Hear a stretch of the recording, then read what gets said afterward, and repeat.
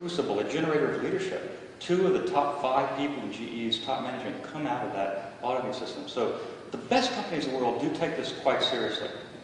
And then finally, you have to have a feedback mechanism. Not only do you monitor and audit, but you have to have evaluations, so you learn. Sort of like the basics of management, right? Plan, do, act, check. Very simple, but it works. And so it's great that we're getting companies involved, because the DRC needs it, right? I mean, despite the Security Council resolutions, despite the OECD guidelines, it's just not working. You know, we had, David said, he quoted the standard figure, 5.4 million deaths. That was based on a study in 2008. We're 3 years later. It's more than that. Now, you heard about the statistics that Fatima talked about, the ongoing rate on a daily basis, and in a particularly brutal form. So we've got to do better here. Now, Dodd-Frank, I should talk about that a little bit because, again, just blew my mind. I was at Oxford this summer, and you know, I'd helped lobby for it and everything, but cheers went up when my class heard about the Dodd-Frank legislation, because who would have thought that the U.S. Congress would do something so great? You know, it was incredible to actually require, you know, companies to be transparent about whether they use conflict minerals in the supply chain, and then to talk about what their due diligence actions are to reduce conflict minerals in the supply chain. Beautiful. I was so happy. I can't imagine, you know, for once Congress did something right. I guess a broken clock is right twice a day, right? But anyway, we did get this great legislation. And I just want to say a couple of things about it that you should be aware of. One is that this is what we in the Legal Academy call information regulation, which is a very good regulation to have. It's sort of low-hanging fruit. It's in the transparency area, both era and area, I guess.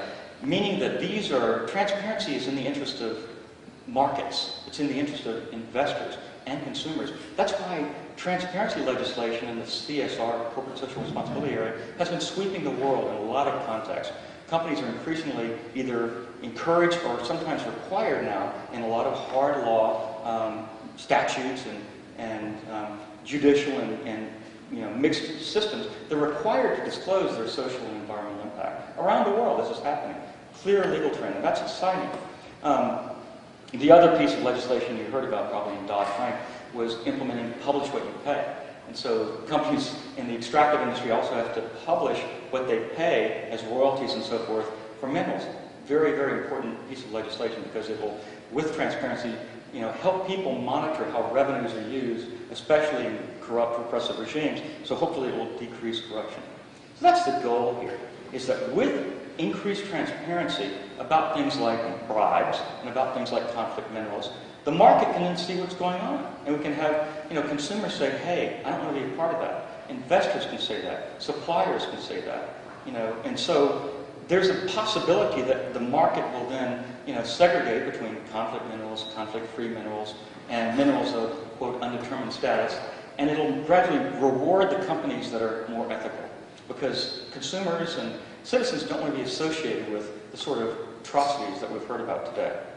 Now, the second thing that I want to point out about the legislation about Dodd-Frank is that it works well only if it is combined with hard law. You know, you can't just have the transparency legislation. There do have to be penalties, right? If companies do not do what they're supposed to do, then there should be hard law mechanisms. And there are enforcement mechanisms available, you know, fines and penalties under Dodd-Frank, which is good. But those hard law mechanisms are part of the picture. You also need to get companies on board. And this is, again, where the sort of internal legal systems of the companies, again, come into play. Now that this new commitment's there, the companies have to get on board and put in their policies and procedures, due diligence, follow-up efforts, to at least meet the minimum requirements of Dodd-Frank. Now, what I'm hoping is the best companies will be creative and recognize that Dodd-Frank is a little problematic, right? I mean, it's only about transparency. It's about process. And you need substance. Accountability is about results. And so, you know, you've actually, if you're going to take the trouble of reporting on whether you use conflict minerals and what your procedures are, in my opinion, you've also take the next step, right? You've got to make an effort to not only get conflict minerals out of your supply chain, which is all fine and good, but you've actually got to take cognizance of the situation in the DRC and think about what you as a company can do. And that's where you get into principles beyond, transparency, beyond accountability for bad violations. You actually start thinking about, wait a second, wouldn't it be nice if we empowered women in the DRC? Because we haven't talked about this. Rape is not a cultural issue. That's a totally illegitimate thing, is to say that, well, that's just the way, Africans are, the Congo is. Obviously, that's illegitimate.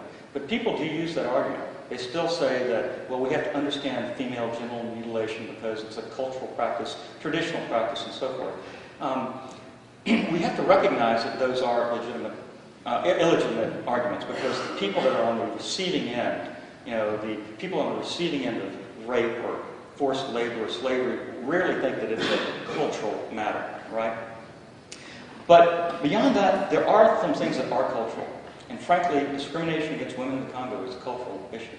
And that can only change with people taking cognizance of the fact that women can't open bank accounts in the Congo without their husband's permission. That women are treated as inferior secondary citizens. And so the goal of women's empowerment, I think, is crucial. Companies can do something about that, because it's not good for business in an environment like that to have half of the population disenfranchised and unable to contribute to the economic productivity of the nation. And so, companies need to think about imaginative, proactive, positive ways that they can contribute, in addition to the negative ways of simply avoiding risk. You could have other regulation in this area, but it would be resisted by business. And so these are the sorts of things that companies have to do on their own. And again, as you're thinking about your activism in creative ways, I would urge you to think about how you can encourage companies to do some of this positive stuff. To take another example, we were talking earlier today about the information technology industry. And the fact is that a lot of these atrocities occur because communities cannot communicate. And so if you have, even SMS, short message systems, that can enhance communication, to let them get out of the way when the rebels are coming, to rape women in the community, that can be a very powerful thing. It's sort of learning from the Arab Spring, right?